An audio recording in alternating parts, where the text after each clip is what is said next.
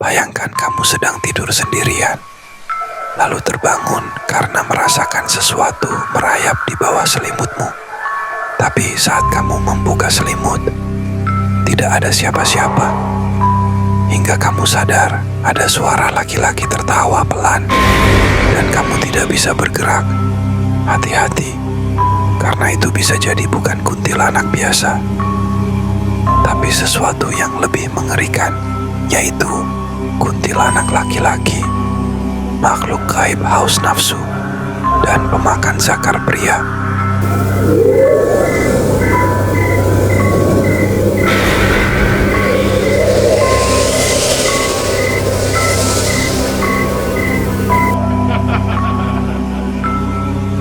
Kita semua sudah tahu tentang kuntilanak, sosok perempuan bergaun putih, rambut panjang, tertawa sambil mengintai pria-pria malang dari balik pohon atau atap rumah.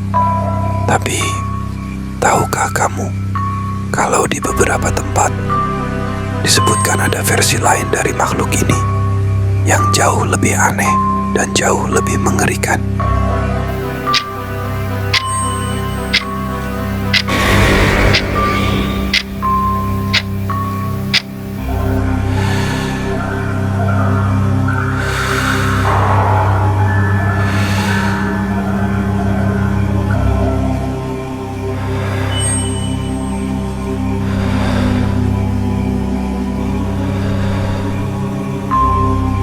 Dia bukan wanita, tapi lelaki, dan bukan hantu biasa, tapi sosok yang bangkit karena kutukan dan dendam terhadap kelakiannya sendiri.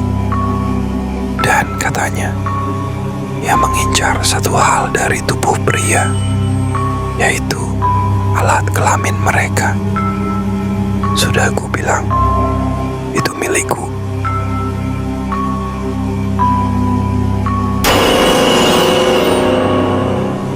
Inilah kisah kuntilanak laki-laki, makhluk pemakan zakar pria. Tapi sebelum ceritanya dimulai, pasti kalian bertanya-tanya, bukankah kuntilanak itu identik dengan sosok perempuan? Lalu bagaimana bisa ada kuntilanak yang berjenis kelamin laki-laki? Sosok ini tidak tercipta dari rahim, tapi dari rasa malu, amarah, dan kutukan yang terlalu gelap untuk dilupakan. Bukan hanya arwah penasaran, tapi jiwa rusak yang ditolak bahkan oleh alam kematian itu sendiri.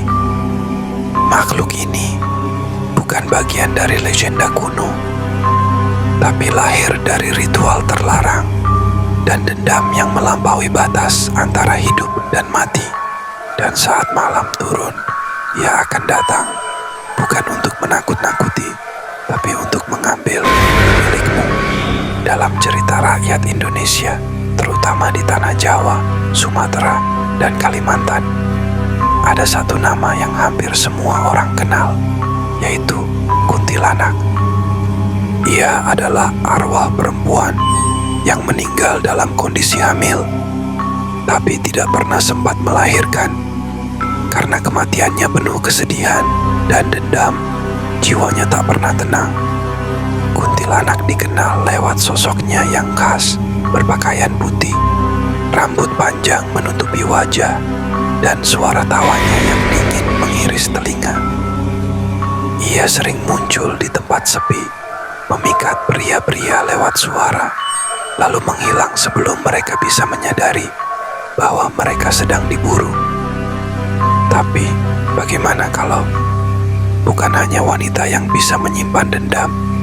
Bagaimana jika lelaki juga bisa bangkit sebagai kuntilanak?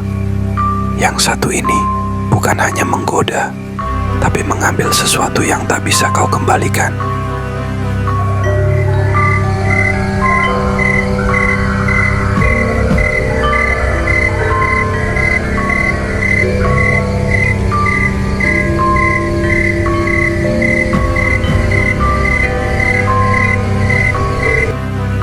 Sebuah desa kecil yang terletak di antara hutan dan lembah, tinggal seorang dukun muda bernama Jaya.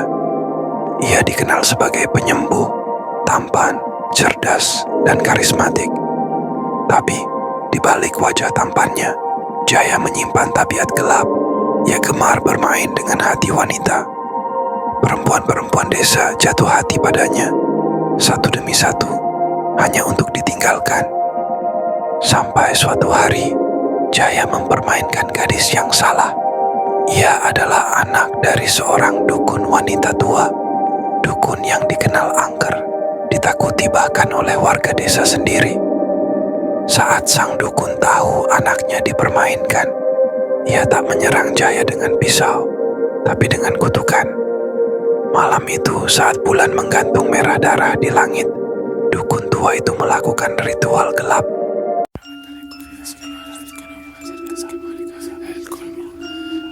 Jaya terbangun dengan rasa sakit luar biasa, dan saat ia membuka celananya, kulitnya membusuk, alat kelaminnya menghitam dan perlahan menghilang. Dipenuhi rasa malu, Jaya kabur ke pinggir desa. Ia menggantung diri di bawah pohon Kamboja tua.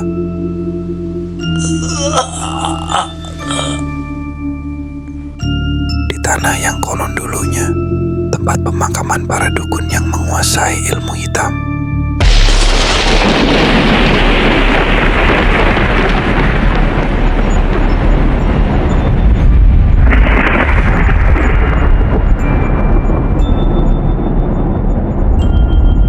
Tapi karena kutukan itu dilakukan di malam bulan merah, dan tanah tempat ia mati adalah tanah keramat, roh Jaya tidak pernah benar-benar mati.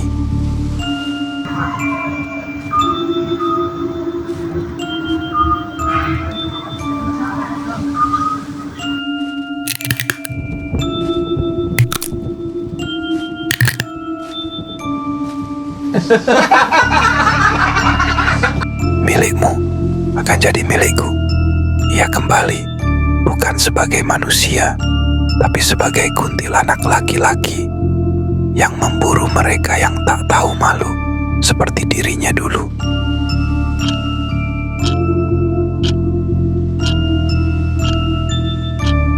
Penampilannya sekilas tak jauh beda dari kuntilanak biasa.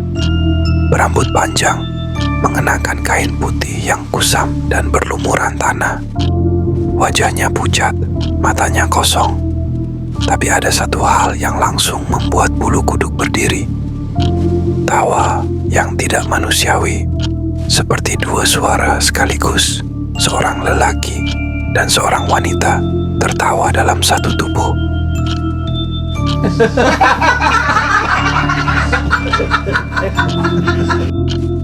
Ia tidak berkeliaran di kuburan atau di tengah hutan, tapi justru muncul di tempat yang paling pribadi, yaitu kamar tidur para pria.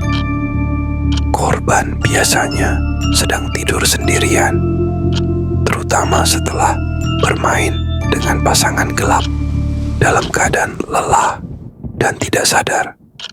Keesokan harinya, tubuh mereka ditemukan dalam keadaan aneh. Wajah mereka membeku dalam ekspresi ketakutan, dan bagian vital tubuh mereka hilang atau membusuk seolah direnggut paksa dari dalam. Tak ada luka tusuk, tak ada darah, tapi bagian itu seolah menguap, seperti dicabut oleh tangan dari dunia lain. Ini adalah kisah yang sampai hari ini masih dibicarakan di kalangan mahasiswa Jogja. Terjadi di sebuah kosan di daerah Kaliurang, Yogyakarta, sekitar tahun 2018. Seorang mahasiswa laki-laki, sebut saja namanya Raka, ia ditemukan tewas di dalam kamarnya. Tubuhnya utuh, tidak ada luka, tidak ada bekas kekerasan. Tapi saat tim medis memeriksa, mereka menemukan satu hal yang tidak bisa dijelaskan secara medis.